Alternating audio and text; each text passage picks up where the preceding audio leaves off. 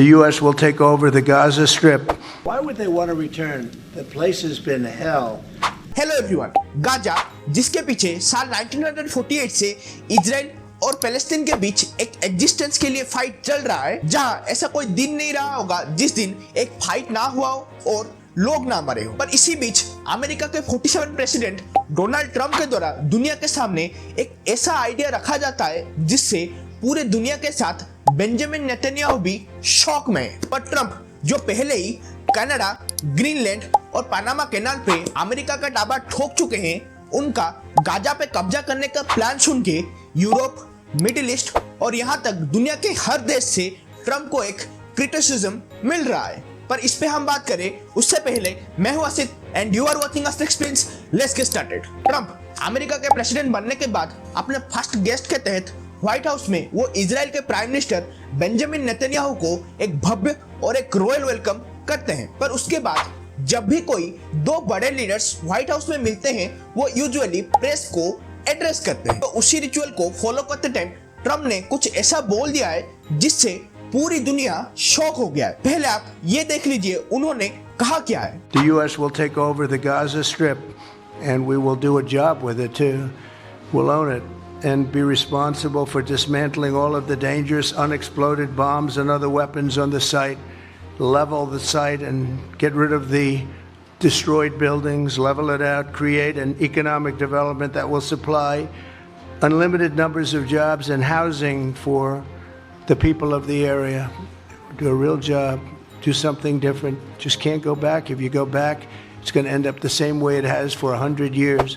जैसे कि आपने सुना, ट्रंप ये चाहते हैं कि गाजा, जो कि किसी टाइम पे पैलेस्टीन का एक इंटीग्रल पार्ट हुआ करता था, उसको यूएसए अपने कंट्रोल में ले ले। गाजा, जहां से 7 अक्टूबर 2023 के दिन हमास के द्वारा इजराइल पे एक भयानक हमला करके इजराइल के लगभग 1200 लोगों को मारने के बाद 250 लोगों को अपने साथ हॉस्टेज बना के हमास के लड़ा के वापस गाजा लेके चले जाते हैं। उसके बाद इजराइल अपने बंधकों को वापस लेने के लिए गाजा के ऊपर इतना हमला करता है कि वो नॉर्दर्न गाजा को खाली करने के साथ पूरे गाजा में, जहां अभी तक मरने का नंबर 45,000 आ रहा था, पर लेटेस्ट रिपोर्ट के अनुसार वो नंबर 65,000 में पहुंच गया है। पर बाइडेन जाने से पहले और ट्रंप आने से पहले इजराइल और हमास के बीच एक पीस डील तो हो जाता है, जिसका आज के दिन फर्स्ट फेज कंप्लीट होने के बाद सेकेंड फेज के बारे में एक डिस्कशन चल रहा है।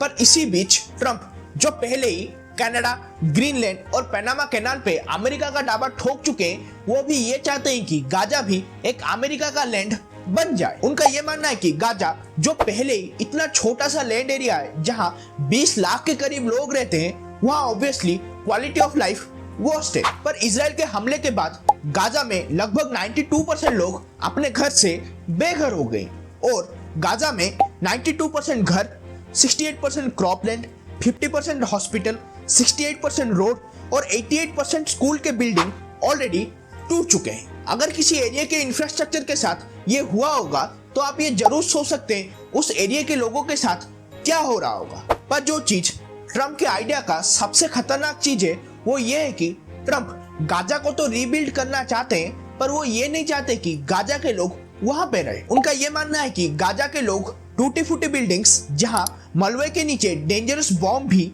हो सकते हैं, वो छोड़ के नेबरिंग कंट्रीज जैसे कि जॉर्डन और इजिप्ट चले जाए, जहां उनके जान का खतरा ना हो और वो पीसफुली और आराम से रह पाए। जिसके बाद अमेरिका गाजा में इकोनॉमिक डेवलपमेंट करने के साथ बहुत सारे लोगों को जॉब्स और बिल्डिंग्स दे पाएगा। पर ट्रंप के इस आइडिया को लेके मिडिल ईस्ट, यूरोप और यहाँ तक पूरे दुनिया से एक क्रिटिसिज्म मिल रहा है। पर दुनिया को ये नहीं भूलना चाहिए ट्रंप अपने फर्स्ट टर्म में इजराइल के लिए क्या कुछ नहीं किए।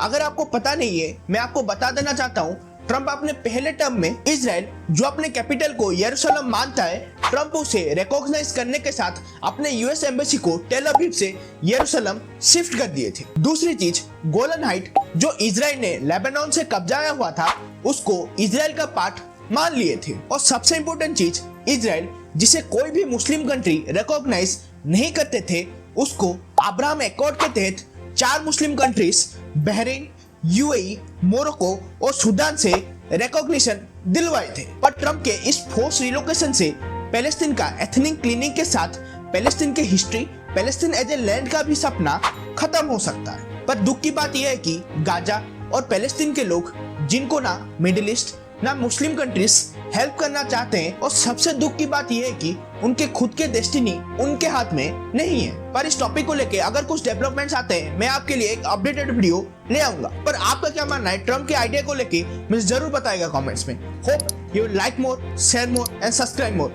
Thanks for your time, I really appreciate that.